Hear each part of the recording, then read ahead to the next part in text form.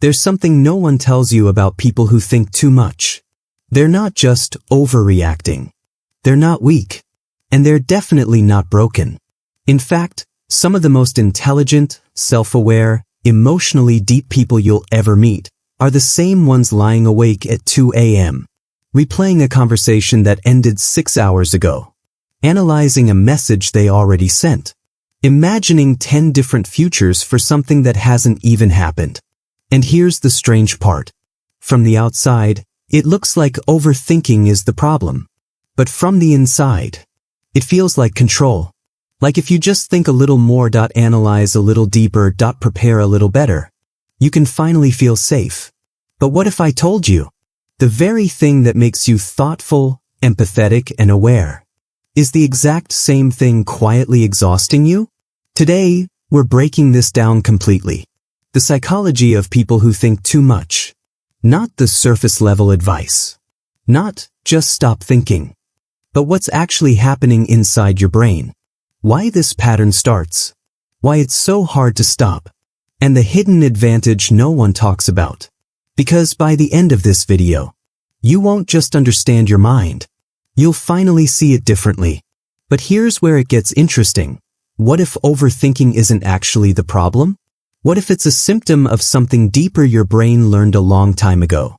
And what if the real reason you can't stop thinking has nothing to do with the present at all? Let's go deeper. Overthinking isn't just thinking too much. It's a mental loop that feels like progress but never resolves. You revisit the same thought from slightly different angles, again and again, not because you enjoy it, but because your brain wants the problem solved. Psychologists call this rumination. Instead of moving forward, deciding, or resolving, you replay. The tricky part? It feels productive. Like you're being careful or preventing mistakes. But really, you're stuck in a loop that never ends. Your brain actually rewards this. Each analysis gives a tiny sense of control, a small, I'm figuring it out feeling. And that keeps the loop alive. So if overthinking feels protective, what is your brain trying to protect you from? Here's the key. You weren't born overthinking. Your brain learned that thinking more equals staying safe. When did your brain decide thinking was the only way to protect you? The answer might change how you see yourself. Overthinking doesn't start randomly, it starts as a survival strategy. Most people who think too much learned it early, not in school, but in environments that felt unpredictable. Where moods changed fast, where mistakes felt bigger than they should, where you had to read people before understanding yourself. So your brain adapted. It learned, think ahead. Stay alert. Don't get caught off guard. And back then it worked. It protected you. But here's the problem. That system doesn't turn off. So even now, when things are calm, your brain keeps scanning. Keeps analyzing, keeps preparing. Not because something is wrong, but because something once was. But here's the twist. Not all overthinking is bad.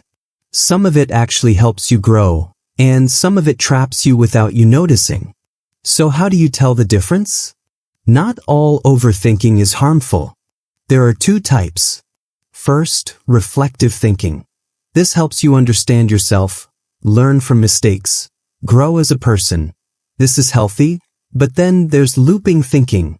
You replay, doubt, overanalyze, but nothing changes. Same thoughts, different angles. No resolution. And the hardest part? They feel the same. One builds you, the other traps you. And here's the scary part. Your brain can't always tell the difference. So why does it keep looping, even when it's exhausting you? If overthinking hurts, why can't you stop? Because your brain rewards it. Every time you analyze something, you feel a small sense of progress. Not real progress, but it feels real. So your brain keeps going. Just one more thought, just one more angle. But there's no end. It's a puzzle that never completes. But here's what most people don't realize. This isn't just a weakness.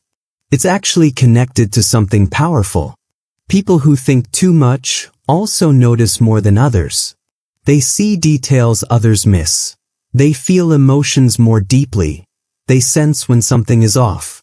They think before they act, which makes them more aware, more empathetic, more perceptive.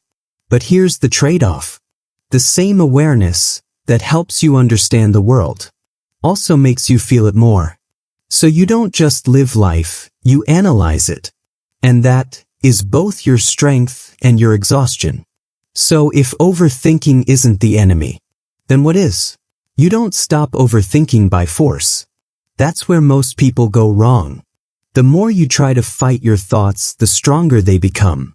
So instead of trying to control them, instead of saying, I need to fix this, you say, my mind is creating thoughts right now.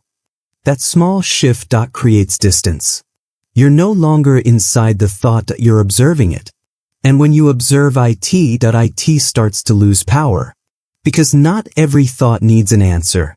Some thoughts just need to pass. At first, it feels strange, because your brain is used to solving everything.